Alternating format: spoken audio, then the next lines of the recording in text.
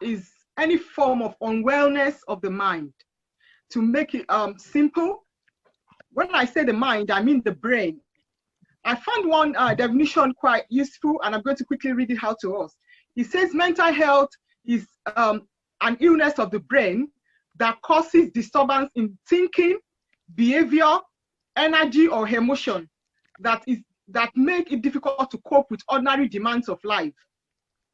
So mental health, for example, it's like a wound. It's like comparing it to physical health.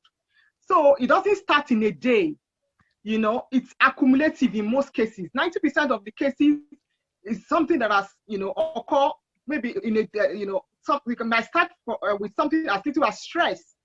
And if you are not careful, if you are not aware, being conversant of this and take note of, the impact of daily stress on people's life, especially when we are talking about youth, then it's the accumulative stress that is untreated, unmanaged. Then it's just like, let me just quickly share this example of having a little cut. So like physical, if you have a little cut now, well, because it's physical, you can see it. If you leave it untreated, it could be infected. So it's very similar to our mental health. Although we don't see it, that's why a lot of people don't take conversant of their mental health, because it's something that is hidden away. But the whole body is, we have about three things that makes up the whole body. We have the body, we have the soul, and we have, our mind. And we take more care of our body. What about the mind? And to be, if you agree with me, the mind controls other part of our body. If your mind is not okay, you won't be able to look after your physical health. So in the actual fact, the one we look after the least is the most important. And when we're talking about the mind, I know we'll get there later, it's how you feed your mind as well. Like it was mentioned by Mrs. Akubiade earlier, your spirituality, we feed it into our mind. And this is what makes up our, the composition of our brain as well. So the mind, when we're talking about the mind, is, interchangeably used as the brain as well. So a lot of people don't look after their brains, which is the mind. We feed more, we have time to have a wash in the morning. When we shower, we use lovely lotion on our body, on our physical. We take multivitamins. We do exercises. We do that. We take more care of our body, but the mind is mostly lacking because it's majorly unseen. So when we are talking about youth these days, a lot of things are impacting on their mental health, and because parents are mostly busy in this part of the world, they don't, because they don't have the time to see the changes in the behavior of their young one. Maybe the parent is on night shift and day shift and all that. They can't see that is, some of his behavior or our behavior is changed. So these are little things that could change in people's state of mind or state of their mental health. But to cut the long story short, mental health is just mental illness is any form of unawareness of the mind.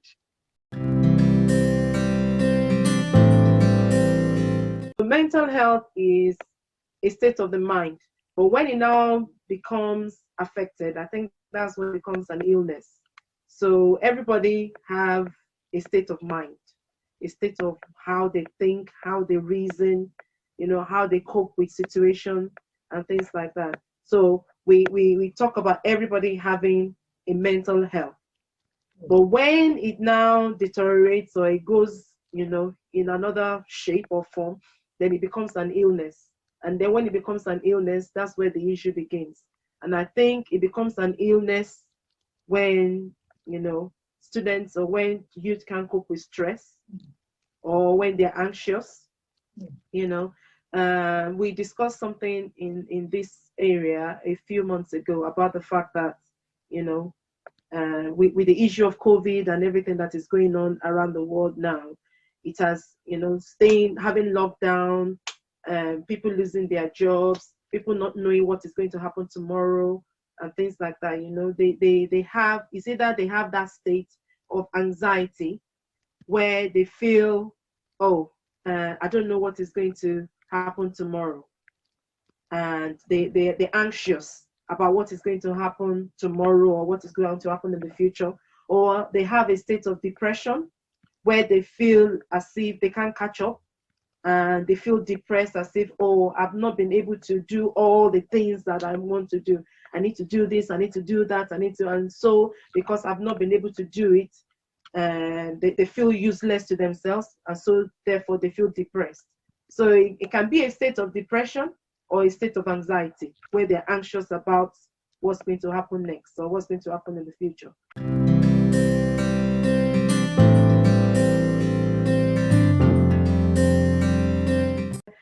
I'd just like to say that, there are some other things, just like what Mr. Fadojutimi said, my brother said, about the fact that some people are lively and you wouldn't know that they have, that, they are mentally ill, or they suffer from depression, or they suffer from anxiety, because they are still very, bubbly, and it's very easy for them to slip off your hands. So one of the things that one needs to be very aware of, or the other things, is self-harming, because some of them actually harm themselves based on the fact that, oh, they feel unworthy, so they feel like the way to punish themselves, is to self-harm, or that, oh, they've done something wrong, they are not good enough, and things like that, and then they start harming themselves. So that's another sign, that's a huge sign to watch out for, because I'll give an example of one of the students that I used to teach as well. You wouldn't know, it's not written all over her face that she's a kind of a happy person. She talks a lot. In fact, she's very disruptive in class. And you wouldn't know that she's actually going through that until you get a report telling you to watch out for this person, because she's self-harming and she feels that she's not good enough, or she feels as if all our other friends are better off than she is.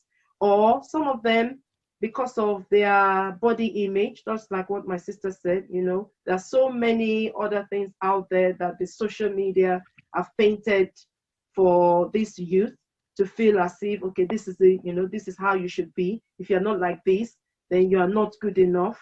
Or the fact that, so there are so many other factors that can affect this mental state, or the state of mind, or mental illness. So social media can be part of it as well. They look at their social media network, they see that, oh, they feel as if, oh, they haven't got so many likes, or somebody is, bullying them, and things like that on social media. And parents need to be aware of this, and they need to be into their children's lives, and not be in control, but be part of it. Get them to talk to them, get these students or get their children to speak to them, because some children who are very lively, who can talk, who are quite talkative, they may not say that aspect of their life unless you get close to them. And as African parents from an African background, growing up in an African community, we as parents, we want to treat our children the way we were being brought up. And things have changed. So it's very important for us as parents to actually calm down and try and listen to them and see from their own perspective.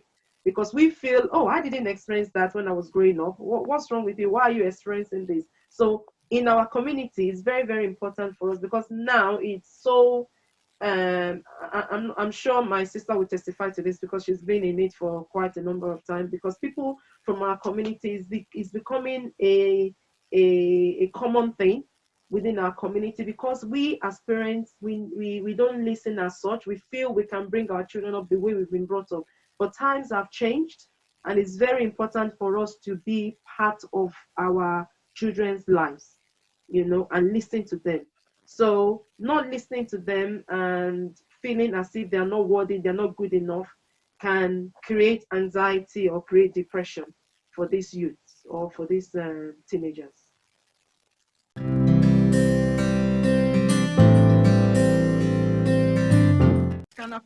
anyone.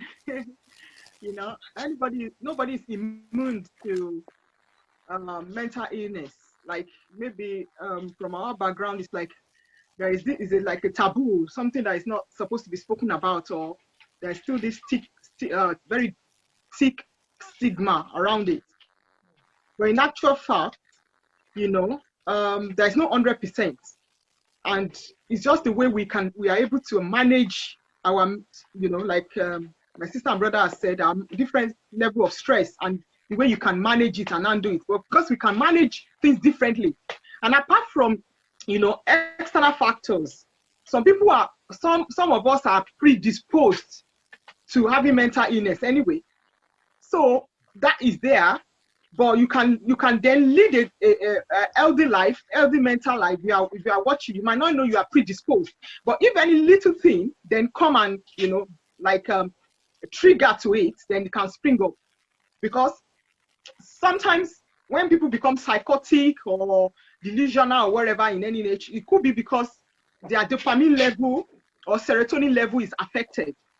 And some people cannot, you know, help it because genetically, it's been found that people that have maybe in the history, great grandfather or relatives, distant relatives that have, you know, suffered with mental illness in the past, or, you know, like maybe it could be Alzheimer's disease, it could be one sort of unrecognized or undiagnosed anxiety or depression. So sometimes some people are already predisposed, you know. So now, you know, going through any sort of external stress or anything can then bring it up. So that makes, you know, it just shows that anybody could, even unknowingly, could slip into having some sort of mental challenges.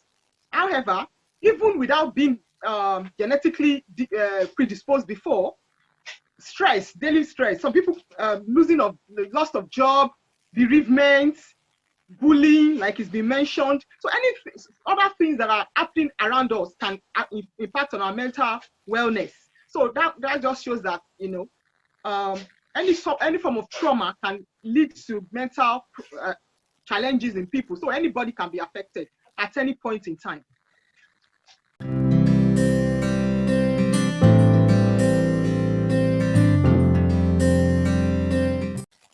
Most of these things, you mentioned that most of them are possible. In terms of preventing it, it is important that people are aware of what mental health is and what mental illness is. So when we are aware, it helps us to be able to be mindful of it, because what I found is a lot of people are not mindful of that aspect of their life. So awareness is very important. And then another thing that I found useful to help people is about talking. That is what we call talking therapy.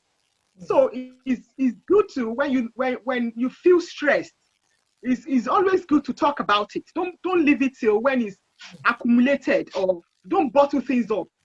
And that still boils down to where we started from, about parents being able to, is very, very helpful if we can make our children our best friend. When we say best friend, we are not talking about coming down to their level in sort of not being able to correct them. That's not what we are saying. But finding a friend in them, trying to let them trust us, you know, to be able to talk with us, so that when they go out there, when they are stressed, or when they are confused, because they will find confusing information out there that will bother, and they have a very, you know, they are very inquisitive. They want to find out, and it's bothering them. But coming home, we need to make our home warm enough for them to be able to discuss with us. And then, because we are Christians, we can always find answers for them in the Bible. But if we don't give them that opportunity, that rapport that they need, to be able to trust us enough and ask this question so that we can deliberate and find answers together in the Word of God, then they will definitely look for answers elsewhere. And it's like a vacuum. They will want to fill it. So, and it's very, very likely that they will find the wrong answers. And that is where the problem will start. So it starts from being stressed or being inquisitive, and then finding the right answers and what kind of answers or support they receive. So when they go out there and they're not able to talk to their loved one or family or mom or parents out at home, and they go out there, they mingle with wrong groups, and unfortunately, you know, they get wrong answers. They get to try things that will affect their mental health the more, because at that stage they might be looking for, how do I look good, or how do I, or even exploring their sexuality. Is it, you know, and they go out there, they get the answers that are not, you know, godly, or that will even affect them from outside. Even if you look at gun crime, knife crime that is happening amongst our youth these days, I still know, for me, in my opinion, I know they are not in their best right state of mind when you see our children, and it's endemic within the BME, among the BME society. You know, they carry knives. Why are they carrying knives? It's because they are insecure, and insecurity is part of mental health. When you start to feel insecure, paranoid, you know, it's a form of mental health. Fine, it's not yet. I think what most people think mental health is when people are psychotic. You know, when they become, you know, do things that are weird. But that is just one part of mental illness. There are other little ones that we just overlook, and they can compound to become even, you know, full-blown psychosis. So, but when you see children, they come home, parents don't know they have knives under their socks or on their bed hole or wherever. Why are they carrying knives? They feel that's the way they can protect themselves, and or maybe it's been introduced to them by their friends, you know, because it's children of, you know, Christian children are among those people that are carrying knives, you know, and it's because they have been bullied from outside. Their mental health is unstable. Maybe they've been called one name or the other, and they're thinking, okay, that's the best way. If they fight me, I need to fight back. So a lot of things are, you know, this topic is a very important one, and it's a very large and complex one. But it's important that we make it, you know, as clear as possible to say it's not something that has to be, you know, big. I mean, explain in a big form, or it can't be me. You know, because some people believe that, oh, mental health, no, it can't be my family, and their children are slipping away. You know, so it could be anybody, and it could be as little as we have mentioned. It could be anything at all. You know, some people are, you know, been informed that they don't look good. They look like a man when they are ladies, and they are struggling with this. So, and that starts to impact on their mental health. So, and I believe it could be like the question. Don't let me, you know, wander too much away from the question. That can it be prevented? Yes, it can be prevented. And one of the ways is not bottling things up. When something bothers you as a teenager, please speak out. Get help. There is help out there. There is an organization that is called Time to Talk. I will give the contact later if you want me to. Yeah, it's free, and you can self-refer yourself. Please talk to your parents, talk to somebody that you trust, talk to somebody at church. Be very mindful of who you talk to as well, because you might get the wrong answer that can complicate the issue. Don't go into drugs, because some people will tell you that drugs will help you to manage it. No, it will worsen the situation. So please don't go and start using drugs. Don't go and start asking people that will make it worse for you.